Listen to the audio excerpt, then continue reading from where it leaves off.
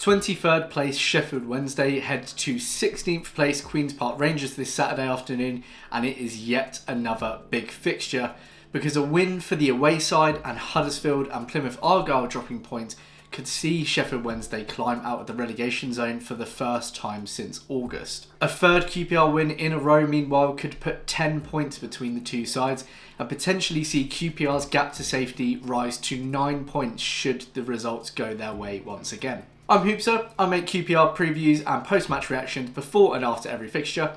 So let's get straight into this one, and if you enjoyed the video, don't forget to hit like and subscribe as well. Now, QPR have been on an excellent run of form since late January, winning 7, drawing 4 and losing 2 of their last 13 championship fixtures. But for at least half of that run, there has been a thorn or two in QPR's side, and one of those is Danny Röhl's Sheffield Wednesday, who for a good month just kept picking up points at the same time as Rangers, preventing us from any significant attempt at pulling away from the threat of relegation until just this week. In fact, the Owls bettered QPR's haul between game weeks 31 and 36, winning 5 of their 6 matches in a row. The trouble is, Sheffield Wednesday have been so truly rooted to the bottom of the table for so long, they've not left the bottom 3 at all since the 12th of August, that their uptick in form over those 6 matches wasn't enough to lift them out of the relegation zone. And the bubble has seemingly burst on that form because they've now lost 3 and drawn 1 of their past 4 matches in a row. What that run has done though, despite picking up just 1 point from the past available 12,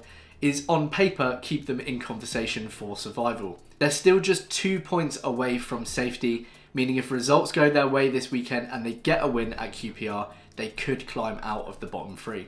There is no denying the excellent job that Danny Röhl has done at Sheffield Wednesday since replacing Xisco Muñoz in October. Muñoz failed to register a single league win in his 10 matches in charge this season, but since Röhl's arrival, he's boasted an impressive 37.5% win rate, nearly identical to Martí Cifuentes. Their form was particularly impressive between late November and early March, a run of 19 fixtures that saw them pick up 10 wins and 2 draws. And again, that run of 5 wins from 6 against Birmingham, Millwall, Bristol City, Rotherham and Plymouth has been miraculous. Take even just one of those wins away, widening the gap to safety to 5 points, and I think we'd all be considering them buried right now. So why have they dropped off? Well, the fixtures have got tougher. They've played Leeds, Ipswich, Swansea and Borough in their last 4. And when you look at the teams they beat, all of which are floundering in the relegation conversation themselves, bar from Bristol City, they've beaten the teams around them, but they're struggling against the top half sides. The goals have also dried up again, which has been a perpetual problem for Sheffield Wednesday this season. They've scored the lowest in the entire division with 31. They are the least likely for both teams to score, and they failed to score at all on 19 different occasions. January loan signing Ugbo had been in a rich vein of scoring form in that winning run, scoring 6 in 5 and matching joint top scorer Masaba's total for the season. But the goals have disappeared again, leading to just 1 scored in the past 4 matches. Now, there is a case to be made that Sheffield Wednesday could get back on track against the lower table sides. From QPR in 16th downwards, they've collected 25 points from a possible 39. And with Rangers up next, a side they beat 2-1 at home back in December, and both Blackburn Rovers and Stoke City left to play, there is still hope there.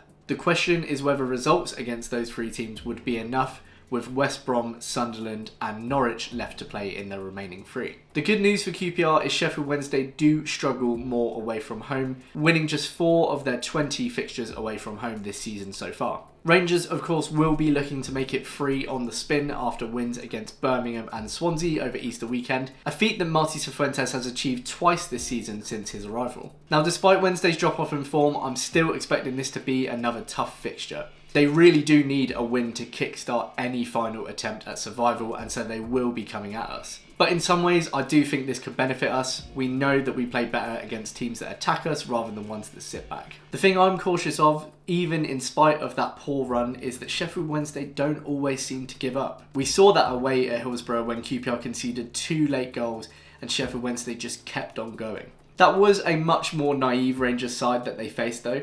It was one that didn't have our January recruits in, and it was one that didn't have the confidence that this side has built up through the past few months. And like Wednesday, we seem to have also just found this ability to win. I do have some concerns from an attacking sense. We haven't actually had an attacker score a goal since Leicester City away, But with the amount of chances that we've been creating in games, I think that this has got to change sooner rather than later, even if it means one just going in off Frey's arse. And we've also been defending well in the last few games, so I think Sheffield Wednesday will have a hard time breaking us down at home. So, I've got the last two score predictions bang on, so I'm going to stay confident and go for a 2-0 QPR win. Let me know your thoughts and predictions in the comments below. And if you've enjoyed the video, please do consider liking and subscribing as well. Thank you so much for watching, and I'll catch you for my post-match reaction. Cheers!